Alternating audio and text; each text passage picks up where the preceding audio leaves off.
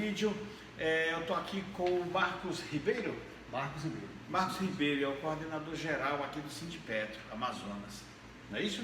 Isso mesmo, já no segundo mandato. Olha aí, coisa legal. Bom, meus amigos, em primeiro lugar eu quero agradecer, ele está nos recebendo aqui na casa do trabalhador do petróleo, dos petroleiros, né? Isso. Do Amazonas.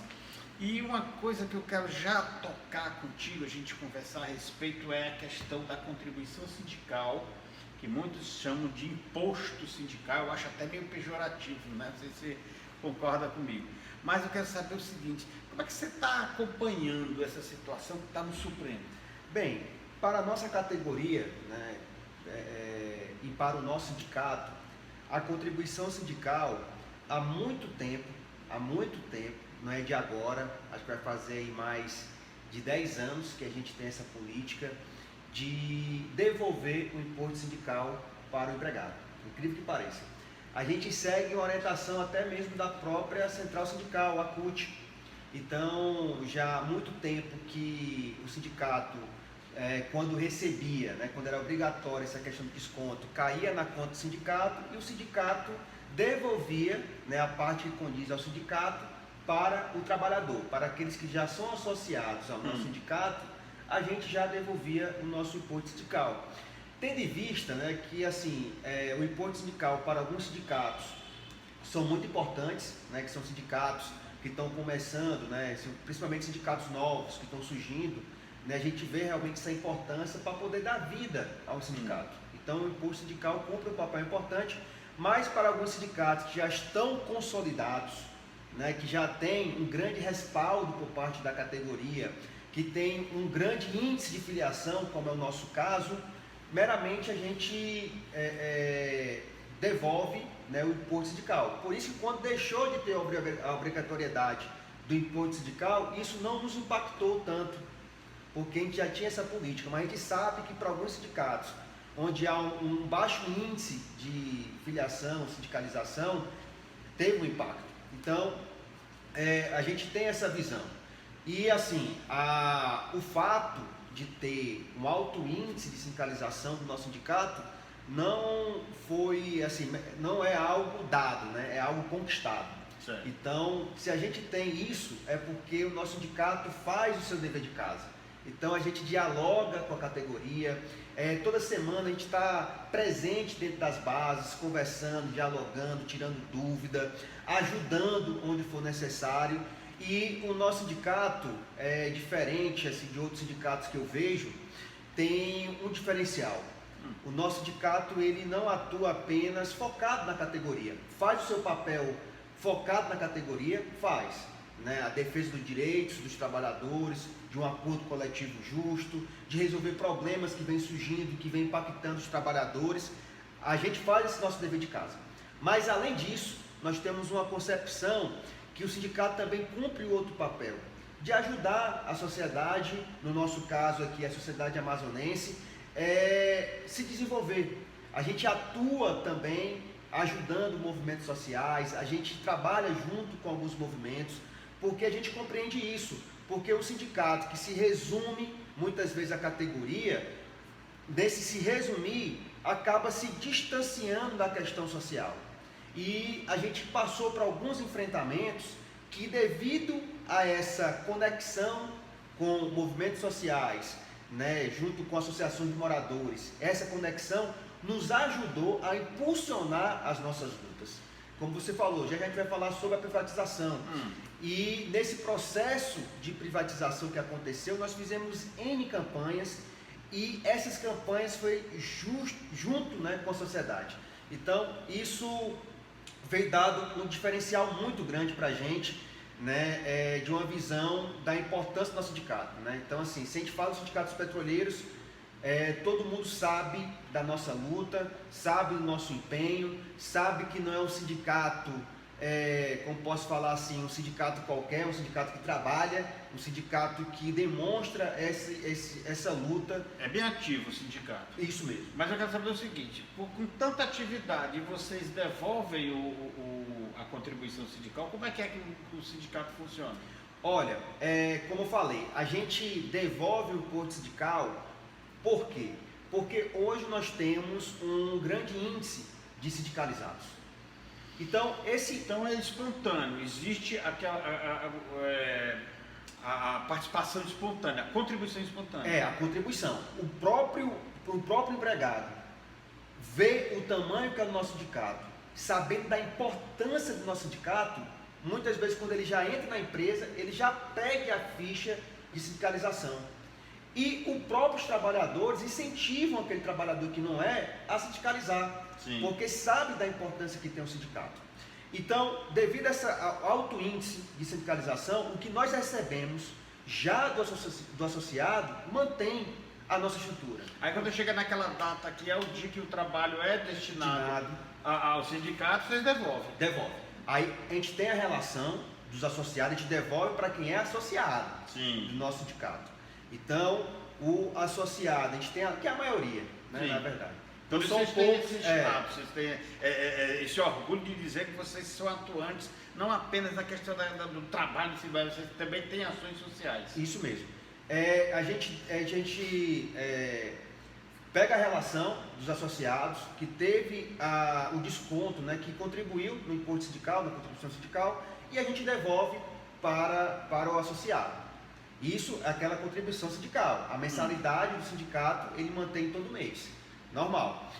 E é o recurso suficiente para manter, né, essa nossa estrutura, nosso espaço aqui do sindicato, os nossos funcionários, pagar a água, pagar a luz, né, basicamente é isso. Né? O recurso que nós temos hoje do sindicato é para manter a nossa estrutura. É isso que nós temos.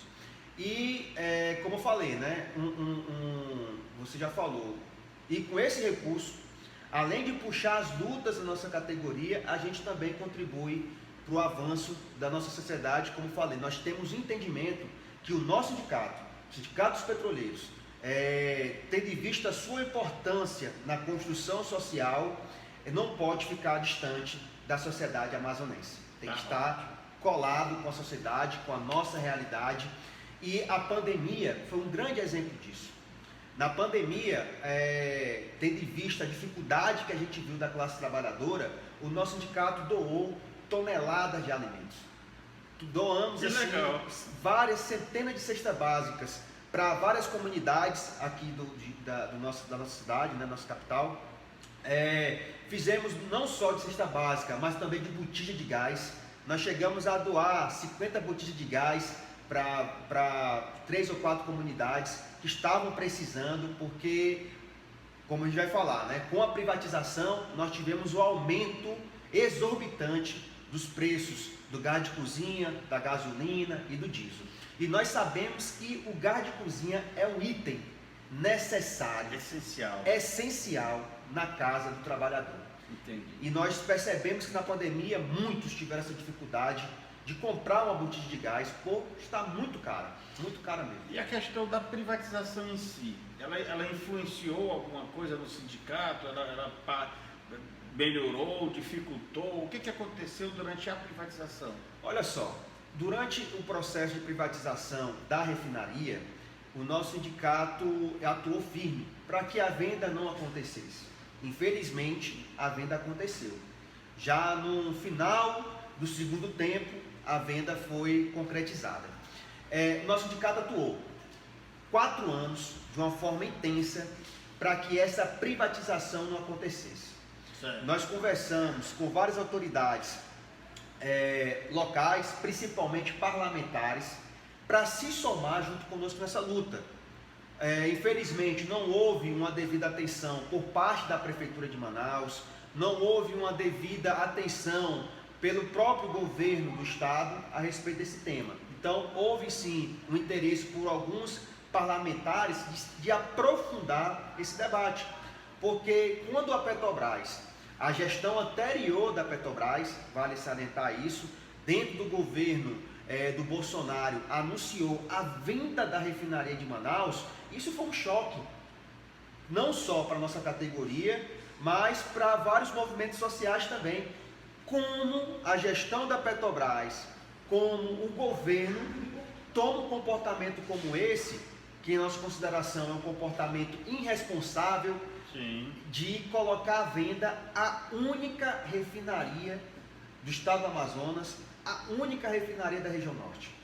E com discursos mentirosos, que a gente já percebe isso, né?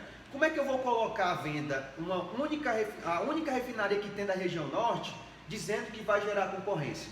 Sim. Não há outras refinarias. Então, assim, a gente viu a má fé nesse processo.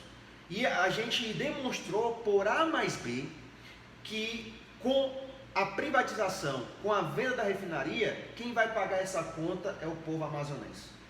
E tudo que nós falamos está se cumprindo agora, porque um dos itens, qual era? Era o aumento exorbitante dos preços dos combustíveis. E isso foi demonstrado por A mais B. E o interessante é que nessa luta contra a privatização da refinaria de Manaus, nós ficamos surpreendidos, porque não foi somente uma luta do sindicato. As empresas ao redor da refinaria, onde a refinaria distribui seus produtos, entraram também no processo contra a venda da refinaria. Sim. A Afogás, a Amazon Gás, a Vibra, que é a antiga BR distribuidora, Equador, Shell, Ipiranga, todas estas distribuidoras entraram no processo contra a venda da refinaria, demonstrando isso, demonstrando o quê?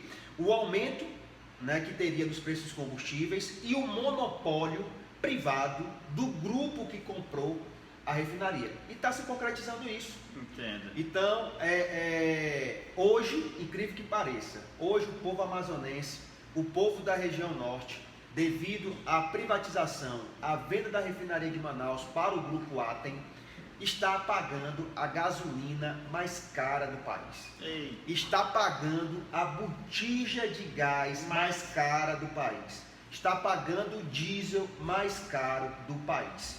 Ah, Marcos, há uma previsão para que isso mude o cenário, né, que haja uma redução? É o que nós estamos pressionando. Nós estamos querendo ver, com esse novo governo, com essa nova gestão da Petrobras, rever determinadas posições, né? Porque na nossa concepção, a venda da refinaria de Manaus foi totalmente equivocada, fora de contexto, né? A gente viu realmente o interesse de um grupo privado, que na nossa concepção tem um grande peso, né? Influencia muito determinados políticos aqui da nossa região, pressionar para que essa venda acontecesse. E interessante que esse grupo, e eu estou falando isso, tá? Mas isso já foi publicado, já saiu em rede nacional, como um grupo, do que eu citei agora, o grupo Atem, há 5 anos.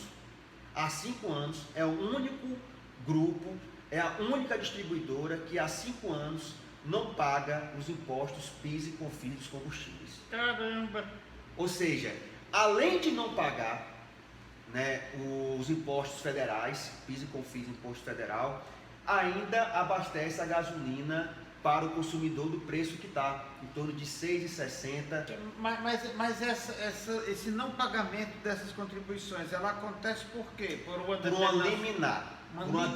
uma determinação da justiça. Ou seja, isso para a gente é sem explicação. Não tem. O sindicato, quando ganha uma liminar que é favorável ao trabalhador, a gente comemora em pouco tempo. No dia seguinte a liminar cai. E esse grupo, absurda, 5 anos que tem essa liminar. Dinheiro, olha só, segundo o nosso levantamento, dinheiro suficiente para comprar a refinaria. Sim, não paga.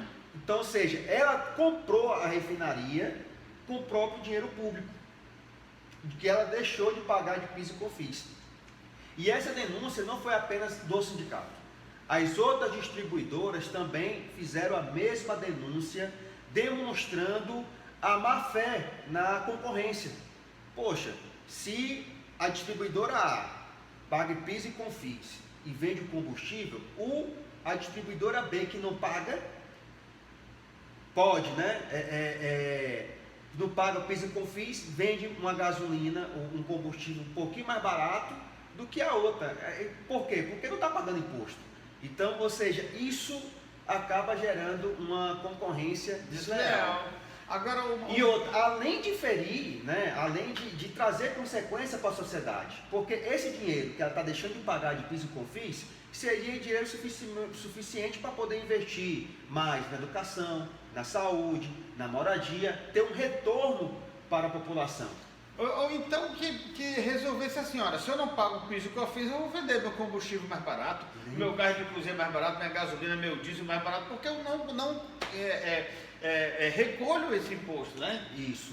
Mas não acontece nada Não acontece isso. E isso entrou muito porque a população amazonense e o povo brasileiro estava querendo culpar o alto preço dos combustíveis que a gente passou por um determinado período nos impostos. Sim. Isso não é verdade. A propaganda tá aí, maluca.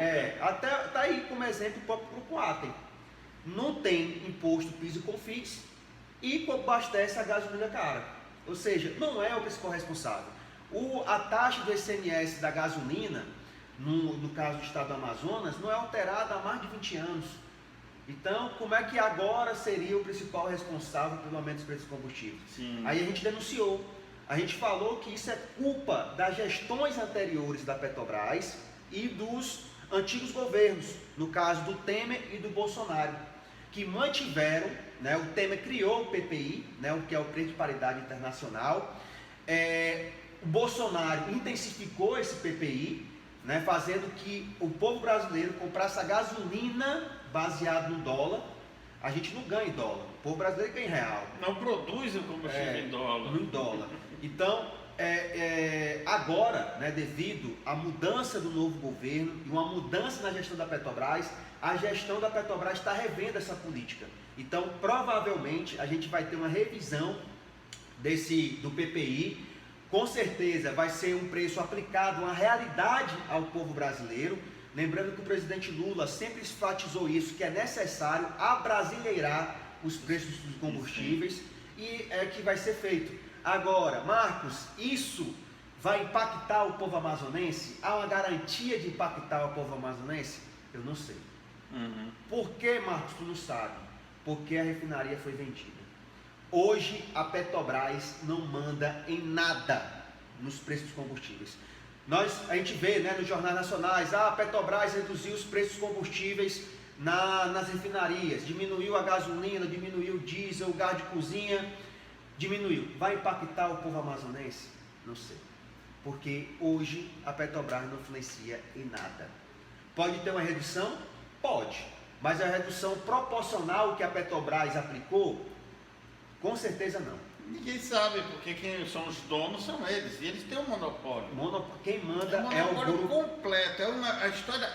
O estado do Amazonas, gente, tem uma situação ímpar no Brasil.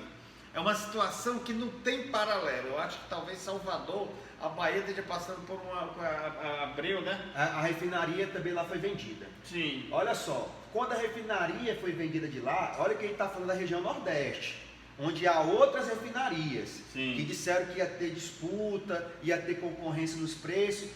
Quando foi vendida a refinaria, o povo baiano passou a pagar a gasolina mais cara do país. Agora, com a venda da nossa refinaria, quem passa a ser o povo amazonense. É o campeão em pagar mais caro. Mais caro. É o povo amazonense. É o povo da região norte que, mais uma vez, vem sofrendo com a política desastrosa do governo anterior. Agora, qual é a nossa ideia? Tentar minimizar esse impacto. Enquanto sindicato, a gente vem correndo atrás para poder abrir caminhos, possibilidades para poder resolver essa situação. Né? Nós sabemos o nosso desafio. Hoje, a boa parte da força de trabalho da Petrobras, que está na refinaria, vai ser remanejada, vai para outros ativos da Petrobras. Hoje, lá, nós temos os funcionários da RIAN. E a nossa luta qual é? Marcos, vocês vão deixar de lutar para que a refinaria volte para a Petrobras? Não, vamos continuar lutando. E os trabalhadores? É importante reforçar isso. A nossa luta, caso a gente consiga fazer com que a nossa refinaria volte para as mãos da Petrobras, esses trabalhadores também vá para o sistema Petrobras. Ah, Marcos, está falando algo que é impossível. Negativo. Eu estou falando que é algo que é possível e já aconteceu. Porque quando a refinaria entrou para a Petrobras, antes era da Copan, era privada.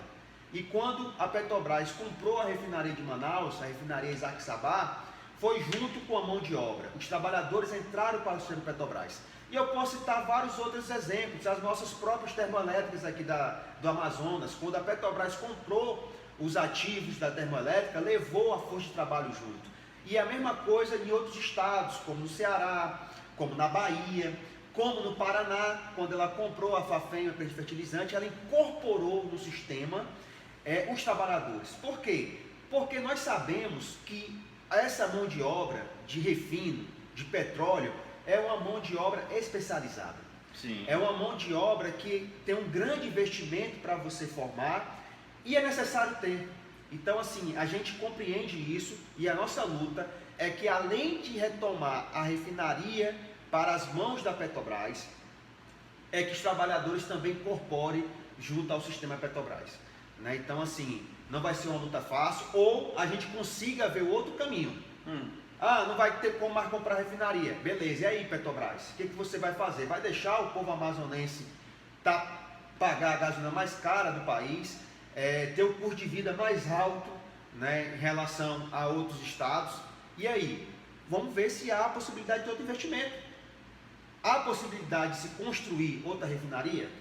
Vamos fazer essa análise, vamos estudar essa possibilidade de ter outra refinaria. A Petrobras construir outra refinaria mais moderna, com a maior capacidade de processamento. Sim. Vamos estudar essa possibilidade. Vai ser ótimo para o povo amazonense, vai ser ótimo para o povo da região norte. Porque a economia, então, vai ser uma coisa absurda, porque né? onde a Petrobras chega para investir, meu irmão, movimenta desenvolvimento. Vai gerar emprego, vai gerar renda, vai gerar... Meu irmão, há um boom grande daquela região onde a Petrobras chega para se desenvolver.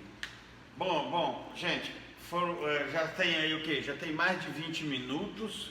Foi uma avalanche de informação, foram informações diversas. A gente começou falando sobre a questão da contribuição sindical, já veio logo a informação aqui do meu amigo Marcos, do poder que é essa categoria, a união que essa categoria dá de exemplo para as outras categorias.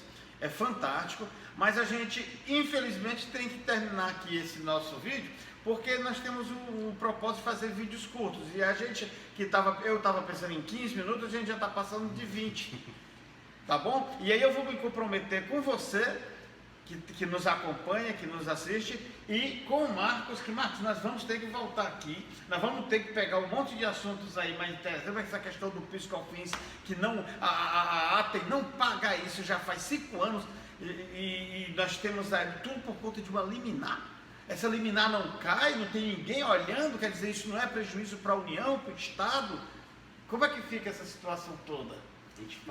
E existe essa não contribuição, e nós temos, por outro lado, o combustível mais caro, o diesel, o gás e a gasolina, tudo é o mais caro. É uma coisa impressionante que dá pano para manga, né? Daqui a gente vai ter outras conversas. É uma promessa que eu faço para vocês, nós vamos voltar para conversar aqui com o Marcos. Isso. Tá bom, Marcos? Estamos à disposição, é um prazer dialogar sobre esse tema. É como você falou, né? O tempo é curto, tem muita coisa para falar ainda, que eu tive que pular aqui, mas Sim. A gente pode marcar outra oportunidade para detalhar estas situações que nós estamos passando em relação ao setor de combustíveis aqui do nosso estado e na nossa região. Pois muito bem, pessoal, olha, fica fechado esse nosso compromisso de eu voltar aqui, a gente conversar, trazer novos assuntos que não foram citados, não é que sejam novos, aqui não foram citados, que não dá tempo, tá bom? Que é para você que nos acompanha ficar aí, sabendo o que é que está acontecendo nessa categoria, saber o que é que está acontecendo com o combustível que é vendido, produzido e vendido aqui no Amazonas. E eu também estou com vontade de já agendar logo mais, tá ok? Meu abraço, meus agradecimentos. Obrigado, à disposição. Até mais, pessoal.